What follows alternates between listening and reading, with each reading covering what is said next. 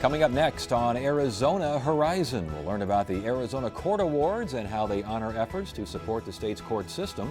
Also tonight, a pragmatic approach to the problem of extinction and the impact of baby boomers on volunteerism and charity donations. Those stories next on Arizona Horizon. Arizona Horizon is made possible by contributions from the Friends of Eight, members of your Arizona PBS station. Thank you. Good evening and welcome to Arizona Horizon. I'm Ted Simons. The State Board of Education is set to hire a new executive director. It's a move that could mean yet another lawsuit filed by State Superintendent of Public Instruction Diane Douglas, who recommended a candidate to fill the position, only to have that candidate passed over by the board. Douglas promised in a letter to the board that if the hiring occurs without her recommendation, she will, quote, be forced to defend the power of my office and bring another lawsuit. Each year, the Arizona Supreme Court Chief Justice presents awards to individuals, teams, or projects that support the main goals in the strategic agenda for Arizona's courts. Here now to tell us more is the Chief Justice of the Arizona Supreme Court, Scott Bales. Good to see you again. Thanks for joining us. Great to see you. Thank you for inviting me to come. You betcha. The Arizona Court Awards, what are we talking about? Well, our strategic agenda, which has a 5-year time horizon, identifies 5 goals. And every year we recognize groups around the state that have made extraordinary accomplishments towards one of those goals. So there ends up being 5 different awards. And I read advancing justice together through the courts and communities. Pretty much the bottom line here? That's the overall theme of our strategic agenda. We have more specific goals such as protecting children, families, and communities, or improving court processes. Well, let's start with goal number 1, which is promoting access to justice. It sounds like Yuma County got involved there. Talk to us about this. Well, for Yuma County, we recognized their efforts to establish a mental health court. Mental health court's a kind of specialty court. We also have other specialty courts such as veterans courts and drug courts. And they recognize that for certain people who are caught up in the court system, it's important that we combine not only the resolution of their case, but possibly recognizing the cause of whatever brought them to court and providing services and treatment. And they've done that very successfully in Yuma in their mental health court. For those who have been involved, and these are people that are charged with low-level criminal offenses for the most part. For those who've participated, they've been able to eliminate homelessness for those individuals, and they've been able to find placements in terms of jobs or training programs for all of them. Interesting. Goal number 2 is protecting children, families, communities with a pretrial service here. Talk to us about this. I believe Kathy Waters was... Yes, that award was given to Kathy Waters, who's the Director of Adult Probation for the entire state. And the award actually, though, relates to efforts to improve our pretrial decisions about whether persons charged with crime should be released or they should be held until their charges are finally resolved. And it's very important because these are people who are presumed to be innocent and we don't want to hold them unnecessarily. It's also very expensive to keep people in jail. But at the same time, we want to make sure that we've identified those who either pose a risk to the community if they are released or a risk of flight if they're let out of jail. And was this because of extra effort, a changed effort? Well, what we've done is we've adopted a uniform assessment tool, essentially a questionnaire, that courts can use around the state. And it's both more accurate and it helps protect against possible implicit biases that judges might make in these release decisions. Goal number 3 is improving court processes to better serve the public, and it sounds like a software got honored this time, huh? Well, this is a software program that was adopted in Pima County by their Office of the Court Interpreter. We have a real challenge in our courts around the state because people who don't speak English are entitled under federal law to have interpretive services if they are involved in court proceedings. In Pima County, for example, they had to translate more than 81 languages just over the last several years. So what the software does is it helps them coordinate who's available to provide interpreting services, where they're needed, when, basically trying to maximize the resources we have in order to better serve this group of people in our courts. So more of a database processing kind of a thing? When I read about Case that, management tool. there you go. Yeah, I thought for a second you had some software out there that was actually translating what was being said. We haven't quite reached that We level. haven't reached that yet, although that's on the horizon, I think. Goal number four is enhancing professionalism within Arizona's courts. Winner? The winner there is actually the justice courts in Maricopa County for a program they developed to identify best practices for dealing with self-represented litigants, people who don't have lawyers but are in our courts. The justice courts see a lot of that in eviction cases and in small claims cases, and the award, which went to Judge Stephen McMurray, Charles Adornetto, the Chief Education Officer, and also Judge Gerald Williams, set out guidelines for the judges to use to how they can better help people who are representing themselves just navigate the court process. Are you seeing more, it's a little bit off topic here, are you seeing more people self-representing? We are, and in particular in certain kinds of cases, like in family court, the cases that involve divorces and child custody, the vast majority of those cases, 85%, have at least one side that is self-represented. So that's definitely a need that has been or Yes. needs to be met. Finally, goal number 5, improving communications and community participation. Sounds like there's a baby care project in Pinal County. Talk to us about this. Yeah, this was a wonderful project developed by a community advisory board that's connected with the juvenile court in Pinal County. And what they did is they recognized that there are about 1,000 young children in foster care in that county, and there's a need with respect to those who are infants to provide certain resources, things like diapers, clothing, formula, to the foster families. So as a volunteer effort, they put together these baby bags, and it got very wide support in the community. The Department of Corrections inmate programs donated $3,000. A number of sewing and knitting groups put together hats and blankets, and a charter elementary school contributed 800 stuffed animals. And it's inspiring, and it also reflects that in our courts we're very dependent in different ways on community support and community volunteers. And that's especially true in the cases that involve children, because we have court-appointed special advocates, we have foster care review boards, we have groups like this advisory board, and I think it's important that we recognize those kinds of efforts. Well, and obviously all 5 of these goals met and recognized and honored. Does the court system, can it be overlooked? I mean, how important are these kinds of awards?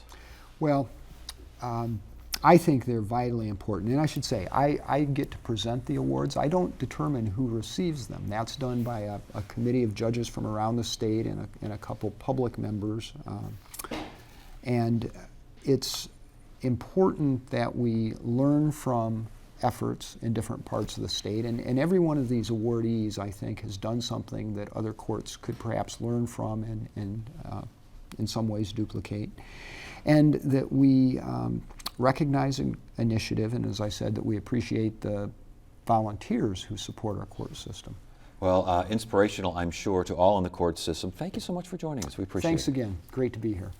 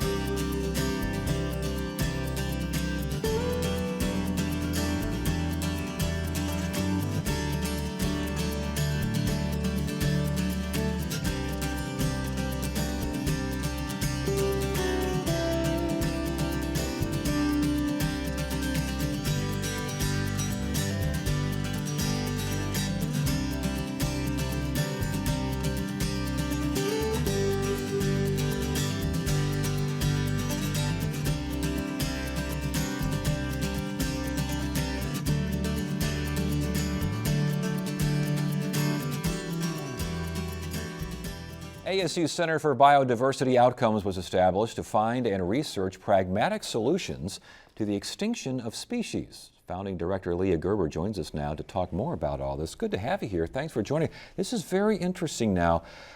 Before we get to the species, again, the Center for Biodiversity Outcomes. Did I get that right? Is that basically what this center does? Indeed, and thanks for having me. Sure. Yes, the Center for Biodiversity Outcomes, we launched about a year ago, so we've just celebrated our 1-year anniversary.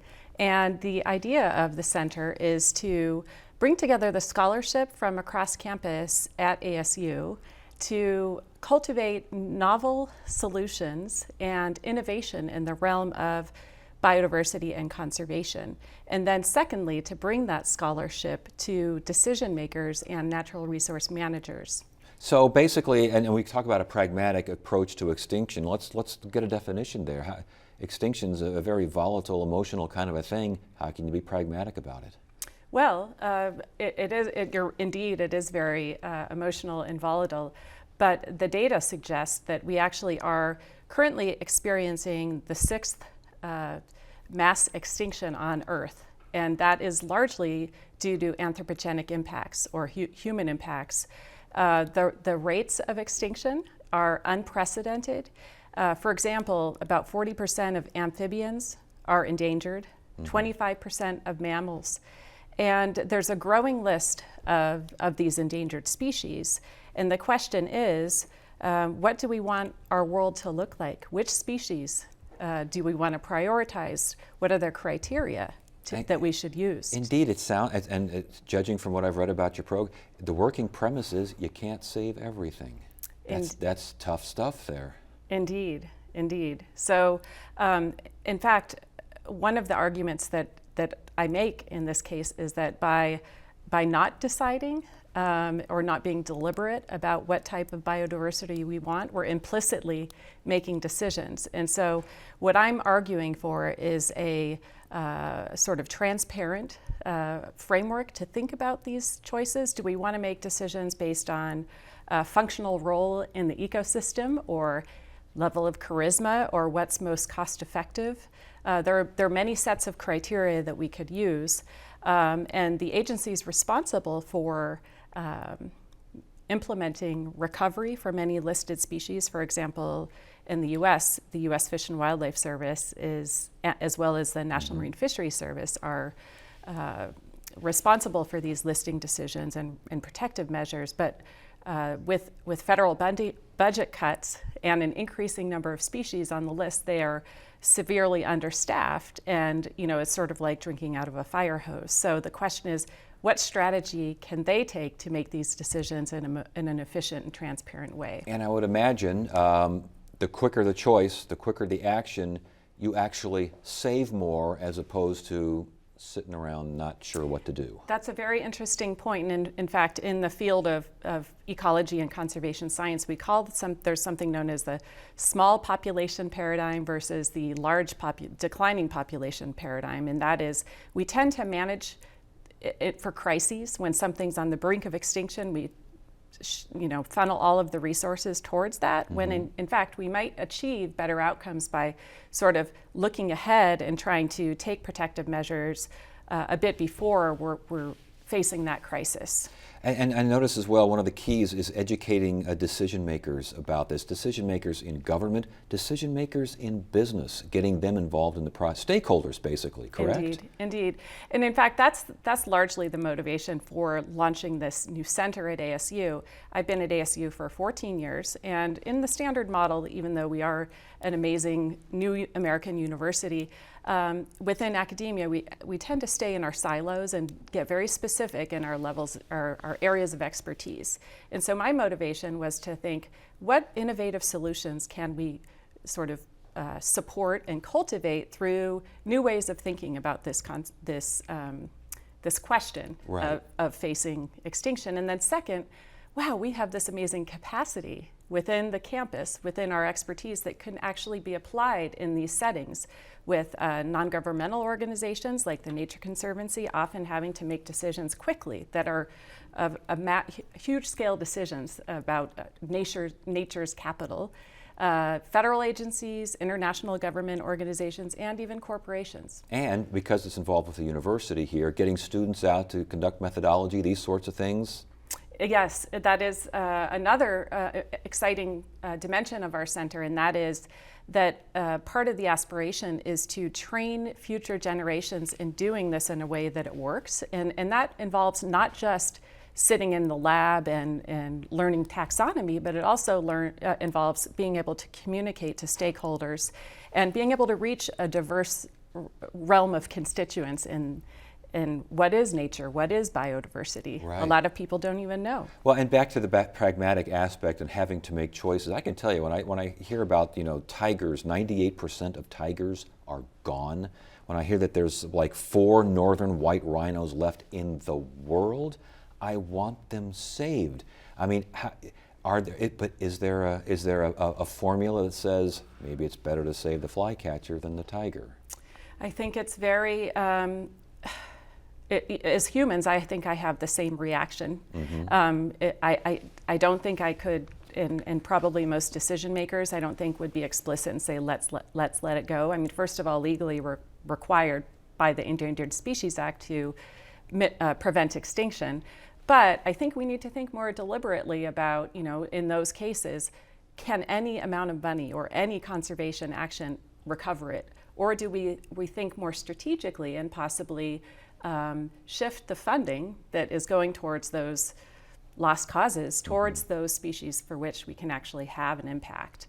I think the estimate, if you look at the estimated cost for implementing recovery actions for all listed species in the US, it's approximately $2 billion per year.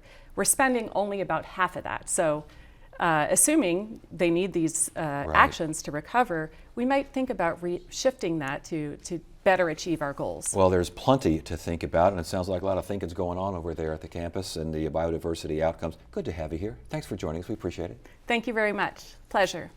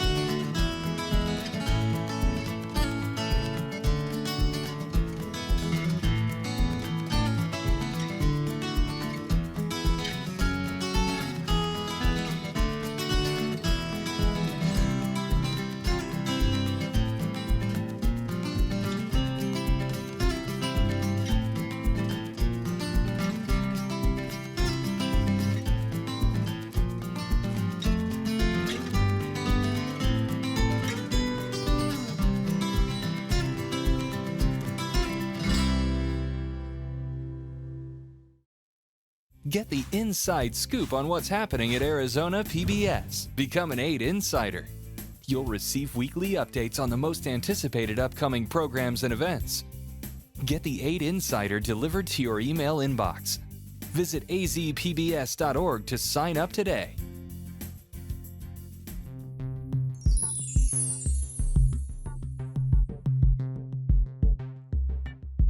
Tonight's edition of Arizona Giving and Leading looks at a new report that shows how baby boomers are expected to donate a massive amount of time and money to charities over the next 20 years. Jackie Alling is Chief Philanthropic Services Officer for the Arizona Community Foundation, and Patricia Lewis is Professional in Residence at ASU's Lodestar Center for Philanthropy and Nonprofit Innovation. Good to have you both here. Thanks for joining us. Thank you. The impact of baby boomers on philanthropy. We've kind of touched on this in the past, but huge. Yes, huge. How huge? Well, it's a massive demographic shift across America. This is a big group born from 1945 to 64. People like to call it the pig and the python, if you will. Quite the image.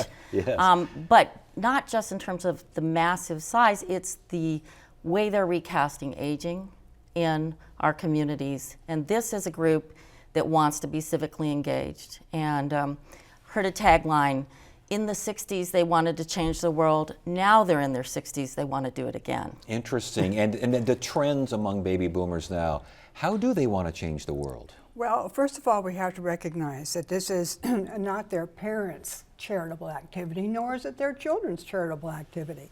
And they do want to be very engaged, but primarily they want to make a difference with their giving and with their volunteering. And they want their volunteering to be very significant. It's not the old, licking the envelopes. It's being engaged in executive decisions, in strategic planning, in the kind of real powerful kinds of activities that charities are engaged in. And also with their giving. They want to make their giving powerful. It has to have an impact. And they have to be shown that somebody's life is being changed. Sounds like want to get back from the giving. Exactly. Well, you do well by doing good. Yes. And that's all a part of this 55 plus profile. We also see them as really savvy investors, much to what Pat was saying. They want to see a social return on their investment, so they treat this in a very business-like fashion. Are you seeing religious groups, human rights groups? What about education, animal rights, environment? I mean, these are all traditional areas of donation and volunteer activity. Still seeing that with baby boomers, or a little bit different? A little bit different. I think that we're starting to see there's all kinds of different ways one can define religious affiliations. And I think Pat can speak a little bit more to the millennials and how that's really changing in their giving and volunteering habits. But across the board, we see a lot of interest in the environment. These are active people. The Arizona We Want says that Arizonans really care about their environment more than anything. We're seeing an awful lot given to education. You spend a lot of time talking about education in the state of Arizona here, Ted. Yeah. People are getting that message and want to see it change. As far as attracting baby, sounds like a lot of folks are out there. They're willing, they're ready, they're able. How do you attract them? Well, you have to make their experience meaningful. You have to show them that what they are going to support, whether it's their time or with their money, is going to make that difference. And you have to reach out and tell your story.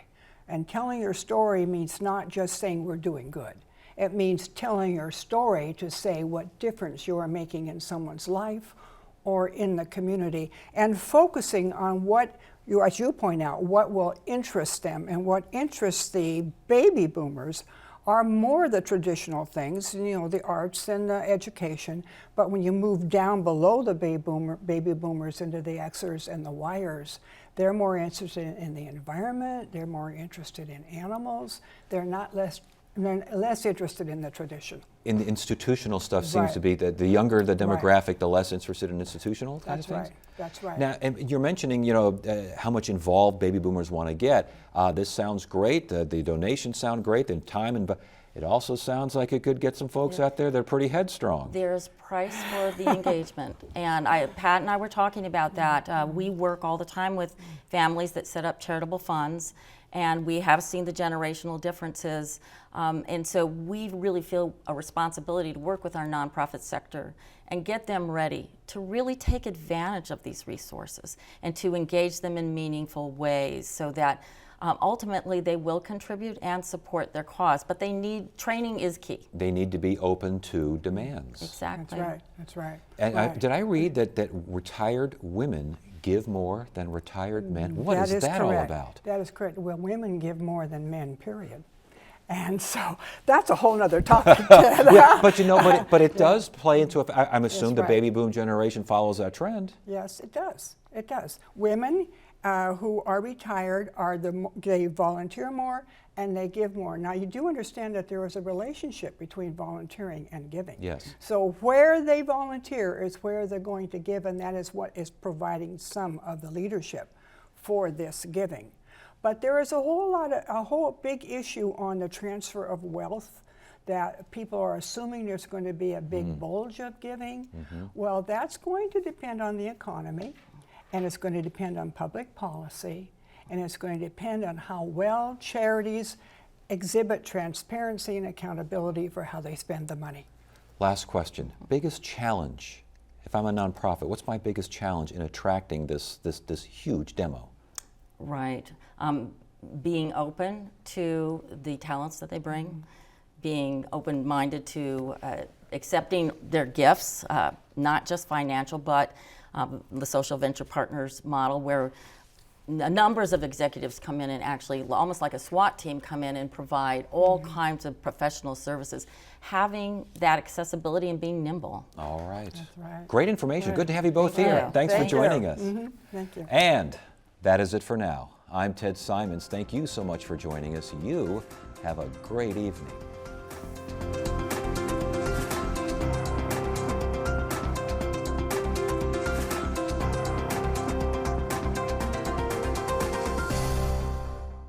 Arizona Horizon is made possible by contributions from the Friends of Eight, members of your Arizona PBS station.